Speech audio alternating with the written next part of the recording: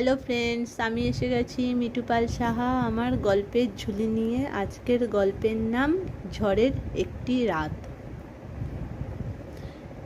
একটি গ্রামে একটি ছেলে ছিল, তার নাম রমেশ। তার বড়ই অভাব, ঘর বাড়ি তো ধরতে গেলে নেই বললেই চলে। যা আছে সে হাওয়া লাগলেই পড়ে যাওয়ার মতন। কোনো রকমে খেয়ে পড়ে বেঁচে থাকে মা ও বাবাকে নিয়ে। মা আর বাবার বয়স হয়েছে, বিয়ে থা রমেশ করেনি। গ্রামে খরা দেখা দিয়েছে, তখন যে লোকের জমিতে চাষ করে দুটো পয়সা ইনকাম করবে সেই জো নেই। ঘরে এক মুঠো চালও নেই যে দুটো ফুটিয়ে খাবে। সবজি ভাতও খেয়ে যদি দিন কাটাতে পারে তাও হয়, সেই উপায়ও নেই। রমেশ একদিন ঠিক করলো যাবে শহরে। তখন মা আর বাবার আশীর্বাদ নিয়ে গেল শহরে।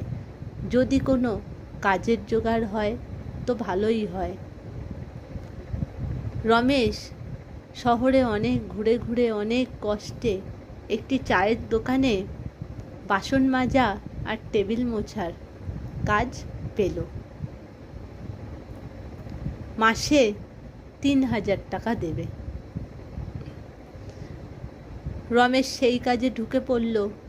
সেই কাজ চলতে লাগলো আর পয়সা অল্প অল্প করে জমালো। প্রত্যেক মাসেই রমেশ গ্রামের বাড়িতে আসতো।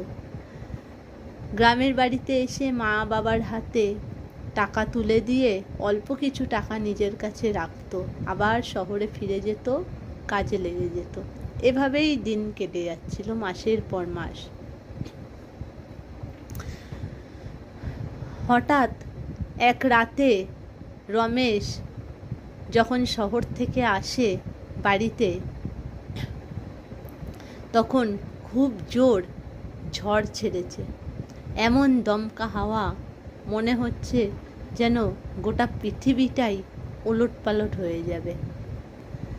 বড় বড় গাছ ভেঙে পড়ছে, নদীর জল আছড়ে পড়ছে মাটিতে। কত লোকের যে কত ক্ষয় হয়ে যাচ্ছে রমেশ সেটা নিজের চোখে দেখছে। ট্রেন চলাচল, গাড়ি চলাচল সব বন্ধ হয়ে গেছে। রমেশ অনেক কষ্টে পায়ে হেঁটে